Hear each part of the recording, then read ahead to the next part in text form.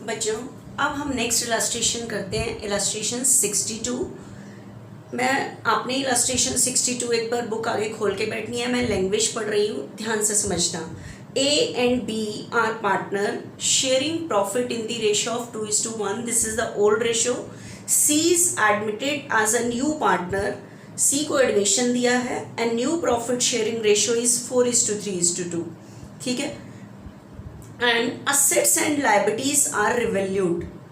assets और liabilities का क्या किया गया है? वैल्यूशन। ये सारी लाइनें ना इस क्वेश्चन में रिवैल्यूशन की हैं। एक बार मैं आपको बुक की तरफ दिखाती हूँ, ठीक है। सिर्फ रिवैल्यूशन ही करना है इसके अंदर, ध्यान से देखना। जो मैंने अभी लाइन पढ़ी है वो ऊपर पढ़ ली है, ये वाली। The assets and liabilities are revalued, building are appreciated by 25%। Building कितने से बढ़ गई है? 25%। बुक वैल्यू होती है जो बैलेंस शीट में गिवन होती है वैल्यू, ओल्ड बैलेंस शीट में वो बुक वैल्यू होती है। तो बिल्डिंग कितने की है? 4 लाख, 25% से एप्रिशिएट हो गई है। Provision for doubtful debts was reduce from 5 to 3। Provision for doubtful debts कम होकर 5 से 3 हो गया है, ठीक है। आगे पढ़ना। A provision of 4,000 was to be made for an outstanding bill for repair. आपको एक प्रोविज़न बनाना है 4,000 का आउटस्टैंडिंग बिल का। अभी मैं दोबारा एक्सप्लेन करती हूँ क्या चीज़ है। Unrecorded asset worth ₹10,000। Unrecorded liability towards supplier was 12,000। Pass journal entry. तो सारा कुछ रिवैल्यूशन है। तो बताओ मैंने रिवैल्यूशन की कितनी एंट्री बताई हुई है? 3। एक लॉस की, एक प्रॉफिट की और एक डिस्ट्रीब्यूशन की, ठीक है। तो बुक की तरह आपने इतनी सारी एंट्री नहीं करनी, मैं इस सम को 3 एंट्री में ही सारा कवर अप करा देती हूँ, ठीक है। देखना बच्चे, इससे एक एक रिवैल्यूशन की लाइन को मैं ध्यान से पढ़ रही हूँ क्योंकि पूरी उसने कहा पास जर्नल एंट्री, क्योंकि रिवैल्यूशन की लाइन है तो फिर सम 3 एंट्री में ही खत्म हो जाएगा, ठीक है। जब भी जर्नल एंट्री कहेगा तो जर्नल का फॉर्मेट बनाना है। तो फर्स्ट पढ़ रही हूँ बच्चे, बिल्डिंग वॉज एप्रिशिएटेड। बिल्डिंग बढ़ गई है 25% से, लेकिन आपको पास ओल्ड बैलेंस शीट की वैल्यू होनी चाहिए, तो ब्रैकेट में लिखा हुआ है book value of building. Old balance sheet में जो असेट की वैल्यू गिवन होती है वो बुक वैल्यू होती है, ठीक है। तो बताओ आपके पास बिल्डिंग की बुक वैल्यू कितनी गिवन है? 4 लाख। 25% से एप्रिशिएट हुई है, दैट मीन्स 1 लाख, ठीक है। तो बिल्डिंग की वैल्यू कितने से एप्रिशिएट हुई है? 1 लाख से बढ़ी है। एप्रिशिएट दैट मीन्स बढ़ी है। बिल्डिंग की वैल्यू बढ़ना मेरे लिए प्रॉफिट रिवैल्यूशन के क्रेडिट में आता है, मतलब आपको अपनी एंट्री में रिवैल्यूशन को क्रेडिट रखना है। दूसरी तरफ बिल्डिंग का नाम, तो एंट्री क्या बनी? Building account debit to revaluation. तो फर्स्ट एंट्री आपकी बनेगी बच्चे building account debit to revaluation. अभी रिवैल्यूशन में सारा मत डालना, 1 लाख। हो सकता है अभी किसी और का प्रॉफिट हो तो रिवैल्यूशन, क्योंकि लॉस से रिवैल्यूशन डेबिट होता है, प्रॉफिट से रिवैल्यूशन क्रेडिट होता है। तो मैं 2 एंट्री रखती हूँ, एक लॉस की और एक प्रॉफिट की। अभी रिवैल्यूशन में नहीं लिख रही, हो सकता है कोई आगे पढ़ने से किसी और चीज का और प्रॉफिट रिवैल्यूशन के क्रेडिट में डले, ठीक है। तो 2 एंट्री में ही हम सम रिवैल्यूशन कर लेते हैं। नेक्स्ट पढ़ रही हूँ, ध्यान से सुना। पहली बात मुझे बताओ, प्रोविजन किस पे बनता है? डेटर्स पे। मान लो मेरे प्रोविजन डेटर हैं 1 लाख के। अगर मेरा कोई प्रोविजन 5 का बना हुआ है तो बताओ मेरे डेटर कितने हो जाएंगे? 95। अगर मैं इस प्रोविजन को 8 कर दूं, प्रोविजन को बढ़ा दूं, तो मेरे डेटर कितने हो जाएंगे? 92। मतलब मेरे प्रोविजन बढ़ते ही मेरे डेटर कम हो जाएंगे, और डेटर मेरी क्या होती है? असेट। प्रोविजन बढ़ाते ही मेरे डेटर कम होते हैं, तो ये मेरे लिए लॉस है, क्योंकि ये प्रोविजन बनाना और प्रोविजन बढ़ना दोनों मेरे लिए लॉस है, क्योंकि ये मेरे डेटर को डिक्रीज करते हैं। लेकिन अब मुझे बताओ, मेरे पास ऑलरेडी प्रोविजन 5 है जिससे मेरे डेटर 95 है। अगर ये मेरे प्रोविजन 3 रह जाए, कितने रह जाए? 3, तो देखो मेरे डेटर इंक्रीज हो जाएंगे। अगर मैं इस प्रोविजन को कम कर दूं तो ये मेरे डेटर को इंक्रीज कर देता है, तो प्रोविजन बढ़ाना लॉस है, लेकिन प्रोविजन कम होना ये मेरे लिए प्रॉफिट है, क्योंकि ये मेरे डेटर को इंक्रीज कर देता है। जैसे ही मैं प्रोविजन कम करूंगी मेरे डेटर इंक्रीज हो जाएंगे। तो इस टाइम प्रोविजन बच्चे कम हो रहा है। तो नेक्स्ट लैंग्वेज पढ़ो, provision for doubtful debts was reduce, provision कम करना है फ्रॉम 5 to 3, 5 से कम करके 3 करना है। 5 से कम होकर कितना हो गया है? 3। तो कितने से रिड्यूस हुआ है?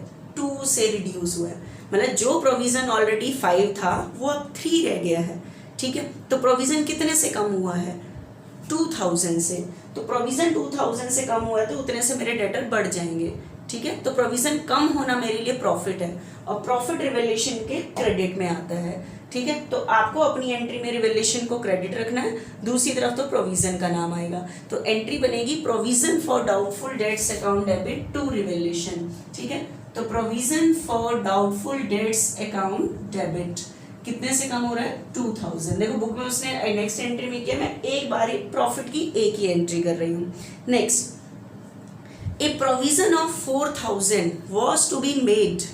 पहली बात तो प्रोविजन किस लिए बनते हैं बच्चे? अगर प्रोविजन और रिजर्व में एग्जैक्ट क्या फर्क है? रिजर्व बनता है अननोन लॉसेस के लिए, ऐसे लॉसेस जो मुझे नहीं पता होंगे या नहीं होंगे। हम ऐसे ही प्रॉफिट से पैसे निकाल के रख लेते हैं रिजर्व में। लेकिन प्रोविजन बनता है नॉन लॉसेस और नॉन एक्सपेंसेस के लिए, जो मुझे पता है होने वाले हैं लेकिन उनकी अमाउंट सर्टेन नहीं होती, तो उनके लिए हम प्रोविजन बना लेते हैं।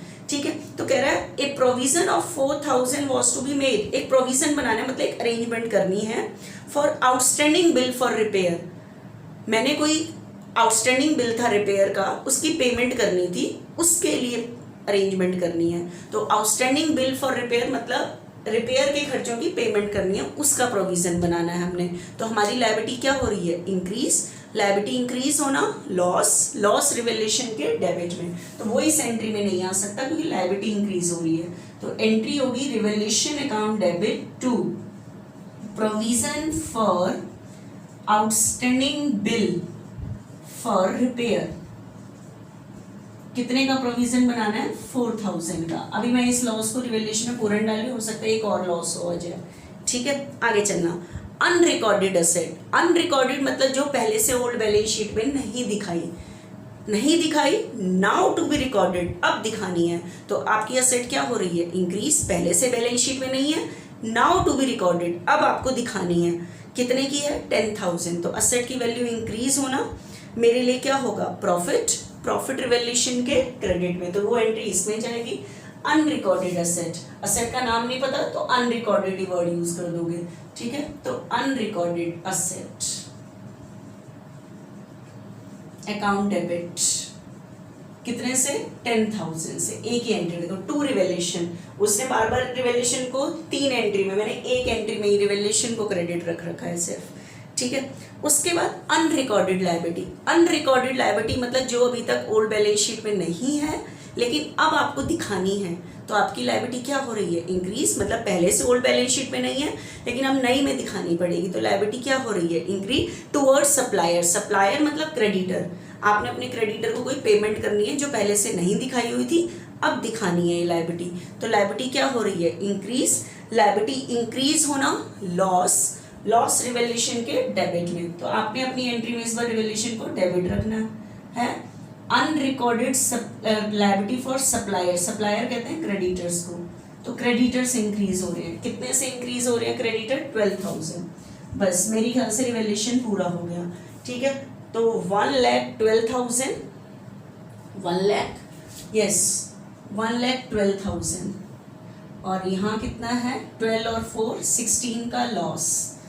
आप बताओ यहाँ पे प्रॉफिट किस किस की वजह से हुआ है? असेट इंक्रीज हुई है और प्रोविजन डिक्रीज हुआ है। ठीक है, तो रीजन लिख दो, प्रॉफिट ड्यू टू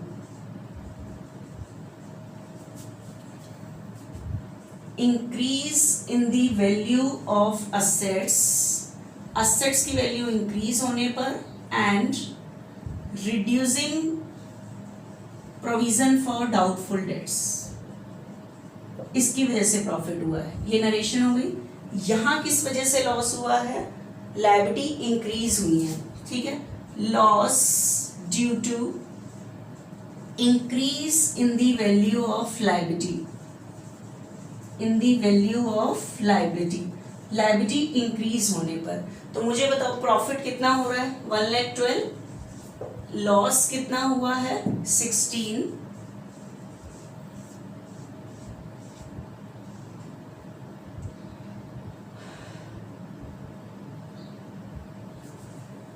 $96, ठीक है।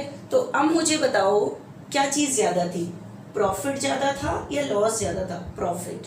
तो रिवैल्यूएशन पे क्या निकलेगा, मतलब इनकम साइड ज्यादा थी, जैसे अकाउंट क्लोज करते हैं तो देखते नहीं है, इनकम साइड ज्यादा थी या लॉस साइड ज्यादा था, तो प्रॉफिट साइड ज्यादा था, तो ये हम क्या निकलेगा प्रॉफिट, ठीक है। तो 96 का प्रॉफिट आया। इस रिवैल्यूएशन के प्रॉफिट को कौन बांटते हैं, ओल्ड पार्टनर, ओल्ड रेशियो में। तो थर्ड एंट्री वो बांट के भी दिखाओ। Next entry revaluation account debit, तो ओल्ड पार्टनर में बटेगा ये रिवैल्यूएशन का प्रॉफिट 96। ओल्ड रेशियो कितनी है 2:1, 2 A's कैपिटल 2 B's कैपिटल, किस रेशियो में बटेगा, ओल्ड रेशियो में। ओल्ड रेशियो में बांट लेना ये 2:1, 64, 32, ठीक है। Profit on revaluation transfer to old partners capital account in old ratio, ठीक है। तो मैं कहती हूँ ना कि जैसे अगर क्वेश्चन में कहता है रिवैल्यूएशन अकाउंट बनाओ, तो इन्हीं एंट्री से रिवैल्यूएशन अकाउंट बनता है।